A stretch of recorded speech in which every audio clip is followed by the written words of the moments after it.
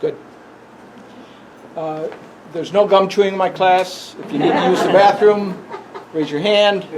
I taught school for 36 years up in Saranac Lake, and I haven't been in a classroom in a while, so it's nice to be back in front of a group of people. I said to Charlie last year, I did not want to do it online. I didn't want to do it on a Zoom kind of thing because I need to have faces that I can see, and so we postponed it till this year.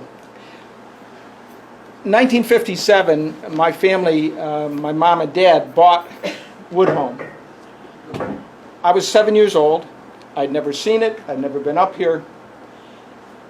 My dad had a choice. He could have gone to New York City with the company that he was working with and been the European distributor for that company, or he could have bought Woodholme. New York City was not where he wanted to be, and as you hear the story today, you'll see why Woodholme became so important for us and for them as well. 7 years old, I had no idea what I was getting into. I didn't know the impact that it would have on my life until I became a teenager and later an adult. But every summer for 13 years, 12, 13 years, I interacted with mainly adults. And I became so comfortable with that anytime I was in any group of people, I could carry on conversations with complete strangers and feel totally at ease. I applied for a Rotary scholarship for an exchange student when I was in high school, and I sat down in that interview with there were 6 Rotarians in front of me asking me questions, and I was just as calm and cool and collective as could be. I think possibly that was one of the reasons I was chosen to go to Costa Rica for a year. But all of that came from, and I didn't realize it till later, all of that came from my experiences there. Now, I had a lot of fun in those 13 years, but about 10 and 11, all of a sudden I was expected to work, and that kind of changed the dynamic a little bit.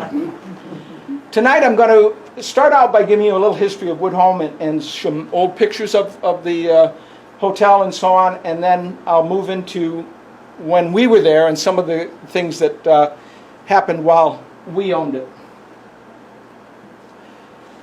It was built in 1897 by Billy Wood, who was from Syracuse, and he owned it until 1920. And then you can see the owner's successions there. Harley Brown for 25 years. Harley really made an impact on the hotel.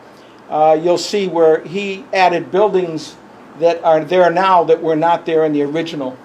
The Van Burens were the shortest stay. I know nothing about them. I don't even know their first names. Bill and Helen Lawson were there. They were from Arizona. And so Woodholme had this, they had cowhides, they had horns from steers and so on, things like that didn't fit, but it was part of their culture. And then my parents bought it in 56 to 69. Terry Lindbaum had the impact that we see today because he converted those 2 outbuildings that were guest cottages into housekeeping cottages. He gutted the first floor, put in kitchen, living room, dining room, and then the bedrooms upstairs remained the same. He did that in both the Birches and the Pines. Jean and Jeep Fortier and Bill and Muriel Campbell were from Canada. They met in World War II over in Europe. Jean and Bill became fast friends, and their wives didn't have a choice because these guys were so close that the wives became good friends as well. They bought it. They raised their family there for, 21 years. Yeah. And we got to know them really well. We actually have the camp that's next to the hotel now. We bought it in 1959, and we bought it so that we could control who was going to be our neighbor. And we rented it out when the hotel was going on, but we kept it when we sold the hotel. So that's, I'm sitting on Woodholme's porch as much as I am today as I did back then because of the people that have it now. And then after the Fortiers, Bill and Lynn Farrell. Many of you know them. And they had it for, what, 22 years? No, yeah, 22 years. And they ran it continually as well. So Woodholme has been operating as a guest location since 1897. Now Bob and Sue Branshaw from Oswego have bought it. If any of you have camps and they're up for sale, you're kind of nervous about who's going to move in next to you. And we were nervous. Well, we found a family of friends that we've gotten so close in 3 years. It's kind of amazing that was brought to our side of the lake and as our neighbors. This is a collage that Bill and Lynn put together. These are the owners of the hotel up to Bill and Lynn. And we've got to get the Branshaw family. There's what, about 15 of you or so with grandkids and everything? Rob Branshaw is sitting over here, and the other Branshaw grandchildren are sitting in the back. So these are the owners, starting with Billy Wood over here in the upper left, all the way down to Bill and Lynn Farrell in the bottom. This is our family here. There's a better picture of that later on. But Bill and Lynn loved the history of the place and kept it alive, even though they changed the main lodge to make it a home for them, a year-round home for them. Now, this appeared in the Syracuse Syracuse Post-Standard, I believe. And I'm going to change something here so that I can move it up and down.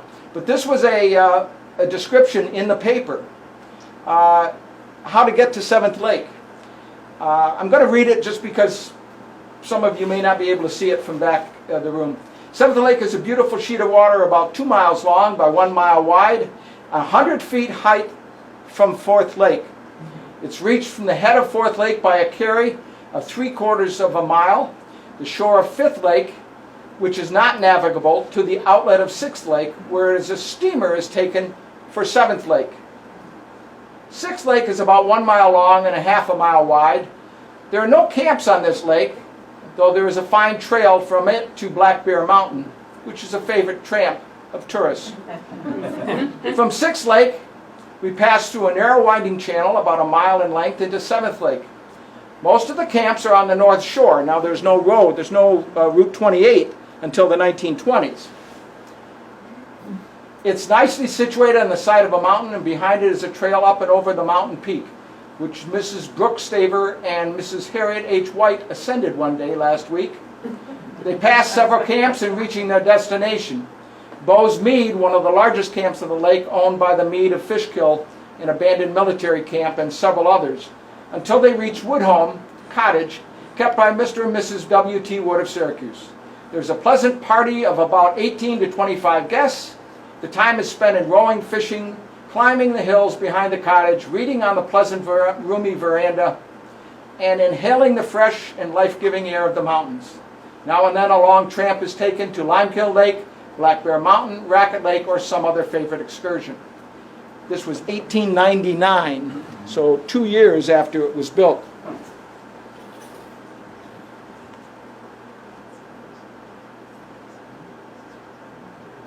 This was right there.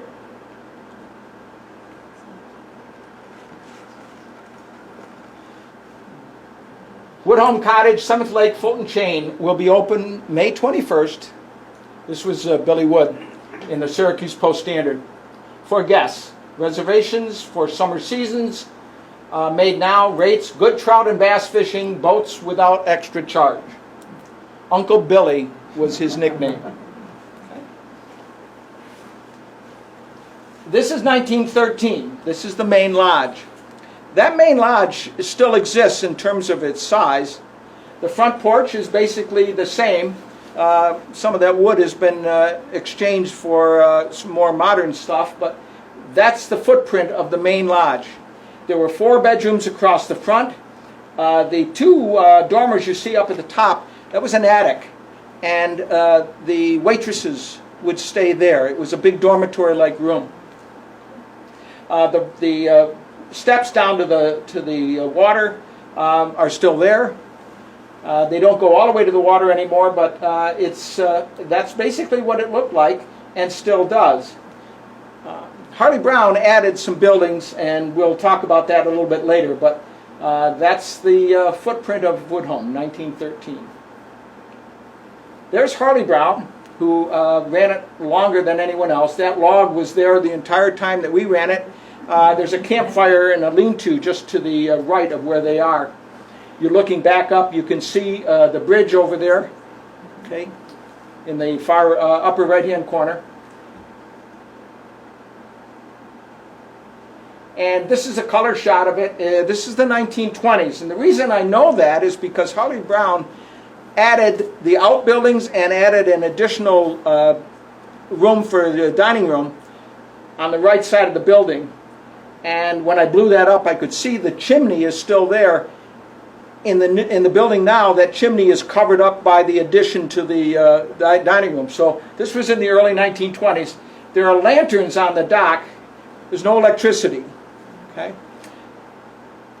The lean-to, the log there, the dock coming out, everything was basically the same when we took it over in the 1950s.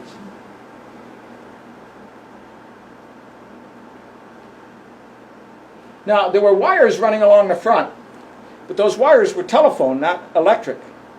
And there was a line that ran through the woods, there's no road, through the woods, on poles. They attached it to trees or whatever they could find, and they got it to Woodholme.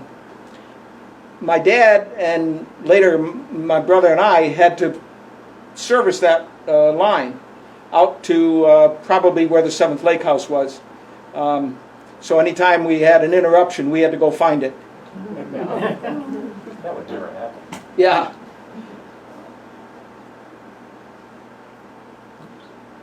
Bathing beauties of the 1930s. Okay. The water was a great attraction, and people loved to be swimming, boating, whatever. You look down, you can see the rocks at Arnold's Point. That boardwalk is still there, and the flowers, although it's not quite that full anymore, that kind of was the border between the boardwalk and the lake. The lean-to was a key gathering place. We had a fire every single night that it didn't rain. And the lean-to basically is the same one that you see there. Over the years, I'll show you a later picture where it got changed a little bit. But the bonfire, people gathered around it, sang songs, just enjoyed the outdoors. Remember, most of these people are city people. This is an experience that they don't get except for once a year. Charlie, I can't identify the boat other than the fact that this is what brought the groceries and so on around the lake. I don't know if you've ever seen it. You send it to me, I can try and work with it. Okay, I couldn't find any reference to it. Jan Egenhofer. Jan, that's not the pickle boat, is it? This boat here? Is that right? It's got a foredeck on it. Okay. Anyways, this boat brought supplies around. There's no road to Woodholme or to the other side of the lake until the 1920s. So the boat was critical for getting supplies into each of the camps. There was a barge. It was that's all it was a barge. It had a double floor so that we had to pump it out all the time because it leaked like crazy. But we would put people on the boat, and we'd tie our workboat to it, and we would take them around the lake on an evening cruise. The hotel was a place where you went and you stayed for a week or 2 weeks. It wasn't a stop in for a couple of days, then go on to someplace else. Because everything came in by boat. They couldn't leave without us. And so we had to create the entertainment, we had to create the enjoyment of being there by just providing things that they don't get the chance to do very often. So this boat would take a trip around, go down in through under the bridge and into Sixth Lake and so on. We do that at least once a week. This is a ring toss game. I don't know if you've ever seen one before. There's a pole here, and there's a pole here. This has a little hook on it, and a string with a ring on the end of it. And you tossed it down, and if you had it right with the curve and the angle, it would hook onto that, catch on that hook, and you'd win. So that was constantly going all day. Somebody just come up and start playing it. We have a well right there, but that wasn't our main well. That was simply for people getting drinks and so on. And then we had a pump house, which you can see in the background behind that man. And that was our main water supply. It pumped up to a big tower on our building in the back, and gravity fed the entire hotel. Yes? The images that appear hand-tinted, were they commercial postcards? We already saw two. They weren't commercial postcards because I have the actual pictures. And whether they were made into something after that, but somebody took time to color them. And they were in an album that my parents had, and I have no idea who or when that was done. So this tells us this is the late 20s, or somewhere in there, where Harley Brown built this building, the Birches, and then one to the left and back called the Pines. He built another building off behind the main lodge called the Cedars, and he had put the addition onto the dining room. So obviously he was expanding his clientele, because they're going from 18 to 25 to up to 50. And that made a huge difference in the whole atmosphere of the camp, of the hotel. This is obviously a little later on. Those three boats were always there. They were rowboats, and people would take them out anytime they wanted to. In the background, you see where the flag is, and just behind it, you can just see a little roof line there. That was the old Pulse camp. That was one of the first camps on the lake. It's still there, and it's still pretty much in the same condition it was when it was originally built. Few additions, but structurally it's the same building. The boathouse is there. Again, I can just tell by the roof lines and so on that the addition was put on the dining hall, so we know this is somehow in the late 20s or early 30s. That flagpole is still there, by the way. Wood supply. Everything, all our furnaces and everything were wood fired. All our hot water was wood fired. So that woodshed had to be filled every spring so we could get through the summer. The boat on the right was called a dollar liner. It was owned by the Payne family, and they were the main transportation from Payne's to the hotel. That boat was still operating when I was a kid first there.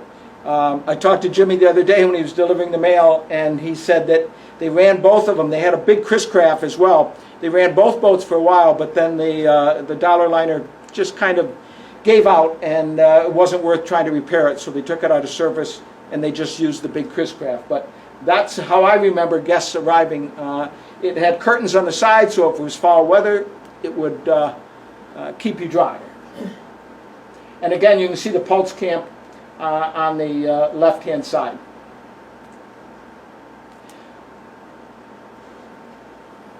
So here they are. The dock, of course, water features. Water was important here. Those docks were supported by huge hemlock logs. Those logs were somewhere in the 2.5 to 3 feet diameter. And if you go around the lake, close to shore fairly slowly, you'll see these big huge logs pulled up on the shore. Often they'll have a spike in them or something. Well, those logs got waterlogged, and after a while the dock wouldn't float, so you had to get a new flotation system. And what do you do with this big huge log that probably weighed 10, 12 tons? Well, you'd wait till the fall, before the water went down, you'd get it up close to shore, anchor it in with chains and ropes, and then when the lake went down, it would stay there and hold itself. You'd pile rocks up against it, and it wouldn't move. But you'll see them all down through, especially on the North Shore, all the way down into the channel down by the sand beach. You can see its center top. You can see Seventh Lake House. You see that rather large building? All right, that's part of the Seventh Lake House that was also on the lake. Much bigger than Woodholme. I mean, they had a dance hall and huge verandas and so on. They had their own farm and they had cows and chickens and so on.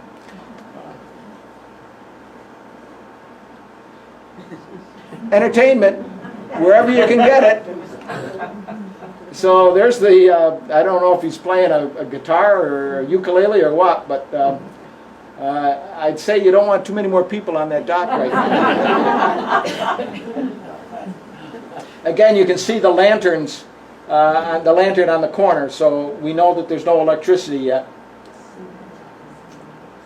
And here it is, 1941.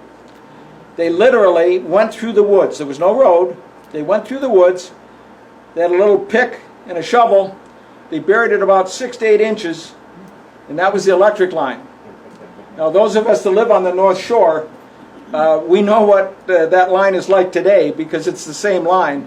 And National Grid is up there about 6, 7, 8 times of winter, and several times during the summer repairing that. And they're actually putting in a new line in the next couple of years, underground but in conduit. I talked to one of the guys from National Grid. He says, "We want this line as bad as you do because we're tired of coming up here in the middle of winter." And again, it was right in the middle of the woods. You can see what they're doing. You know, they just ran it wherever they could around stones and trees and so on. Billy Wood died in 1941, and there was a obituary in the Syracuse paper. His grandfather was General Thaddeus Wood, and he delivered the opening remarks when General Lafayette appeared at the Onondaga County home. And they make reference here to Woodholme.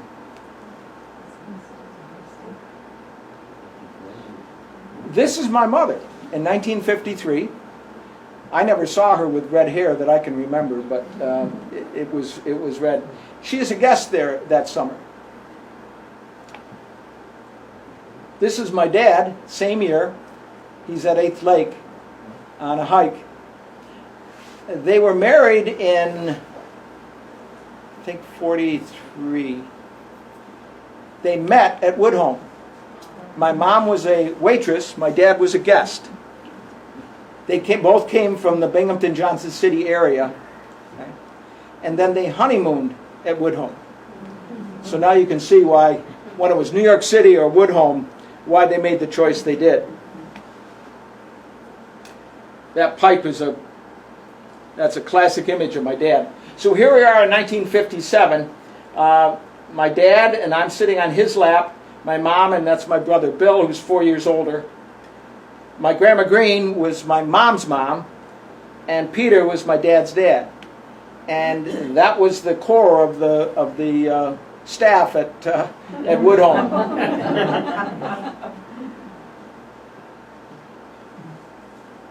My grandma was a great baker. She baked all the bread in a wood stove in the kitchen that we used the first couple of years. And pies and cakes, and she just was phenomenal. My grandfather was great at just all kinds of fixing things and so on, so he was a big help as well. We had 3 meals a day. It was American plan, so we had 3 meals a day. And they were formal meals. Everybody sat down together and so on. And we found, and we got feedback from the guests, that you're feeding us too much. That's exactly what they said. And so we were trying to find ways to kind of make some meals less formal. One of the ways was every Wednesday night we had a cookout in front of the Birches. My dad would, we had a grill, and my dad would cook the hot dogs and hamburgers. People would simply come up with their plates, get the salads and food and so on, and then sit, picnic tables, porches, wherever they wanted to. It was kind of an outdoor kind of thing. If it was raining, we'd move everything into the dining room, but normally we could do it outside. The other thing we did was lunches. We had big formal lunches, and again, people were saying it's just too much. So we did sandwiches. We had a little window that people would come up and get their sandwiches and so on at lunchtime and things like that. There were always 2 big meals a week. One was Saturday night and one was Sunday lunch. And those were formal meals, and we often had lamb, and then on Sunday we'd have turkey and mashed potatoes, and I pounded enough mashed potatoes to feed the army, but yeah. Was there one day of the week that guests predominantly arrived and departed? It was pretty much a Sunday to Saturday. And there's a picture that'll connect all of that, but yeah, usually people were, that was the week. Yep. This is my mom and dad. You just did what you had to do.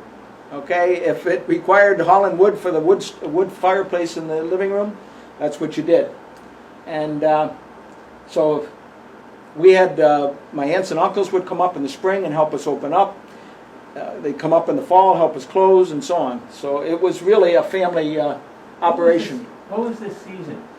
The season was Memorial Day. My dad was there. We didn't come up, of course, because we were in school, and I'll explain that in a few minutes. But he would come up, and if there were any fishermen, he would take them on. And my dad could cook decently, and so he would do the food and so on.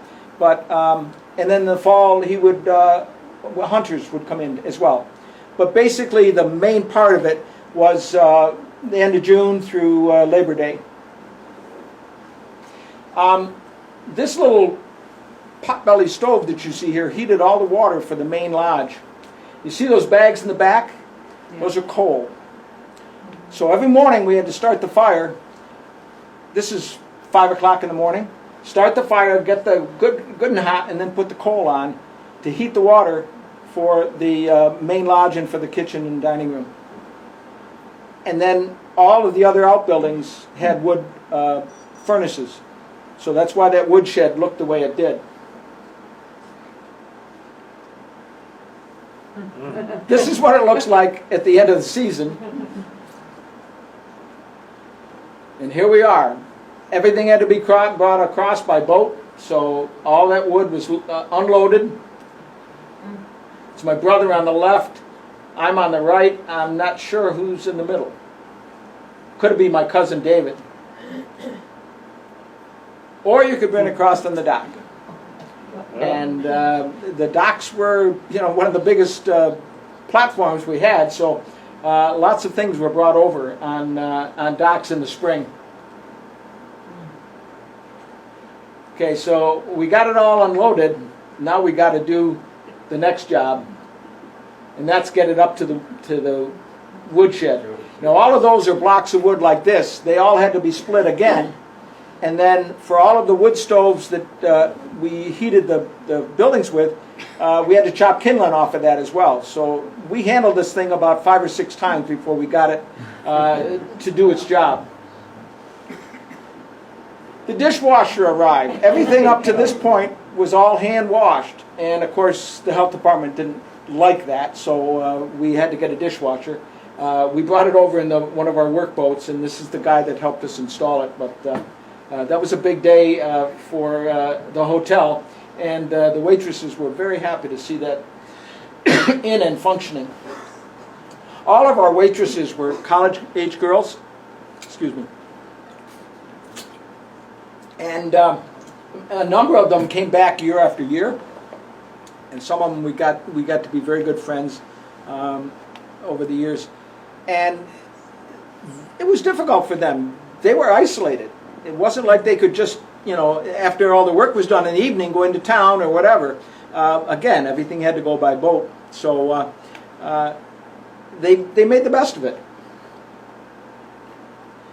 The pots and pans sink, I happened to volunteer for that job without even knowing that I volunteered for it. If you can imagine feeding 50 people and the number of pots and pans you'd use, by the end of the meal, that sink was, double sink was pretty full. Aunt Lou, to me, she was like another grandmother. She was the cook for the Lawsons, and she agreed to stay with us for 2 years to help get us up and running. Just a wonderful, sweet lady. And she did all the cooking prior to our coming there. Anyways, she was loved by all the guests, and the food was all home-cooked meals. It was just delicious. And then the second, and she's right now, she's in her 60s, and she was from Greene, New York, if you know where that is, down on Route 12, south of Norwich, in that area.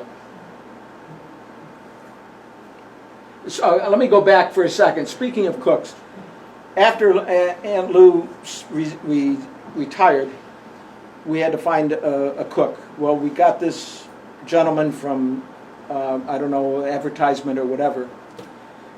And this guy was a Nazi. Okay? Sorry, but that's just mean to the girls, talked, down to them and so on and so forth. He lasted till, I think, mid-July, and my parents just fired him. And that's when they took over. So my mom and grandma were cooking, and it was much better. But it was the biggest mistake, because this guy had no business being in a place like that. Maybe in a restaurant where you can all be off, but we're a family there, and it made a difference as to how you treated each other. This is that attic upstairs where the waitresses stayed. They had a half bath, and there were 6 beds up there and so on. This is Pat Gengo. Pat was with us for a number of years and then stayed close to us, and we visited. She visited us. We visited her. She graduated from Potsdam and then ended up living and teaching up there. But here she is upside down from the rafters. One of the things, the rafters, that attic up there, the chimney on one end of it was exposed to the outside. And I'd say probably once a week, once every 2 weeks, a bat would get in. So the screams go off. We go up with the nets, trying to grab the thing as he's flying around. The girls are screaming. That doesn't help. We're jumping from bed to bed trying to catch that stupid bat. But yeah, that was a frequent exercise that we had. Here's 2 of the waitresses. Again, they became good friends. Many of them were longtime friends after they left Woodholme. But you don't get to the beauty parlors, so one's cutting the other's hair one night after all the work was done. I was leaving. This was between my junior and senior year in high school, so I'm leaving to go to Costa Rica. The young man on the left, Jorge Morera, was from Costa Rica. I went and lived with his family for a year. He lived with us for the summer. So Jorge became a very important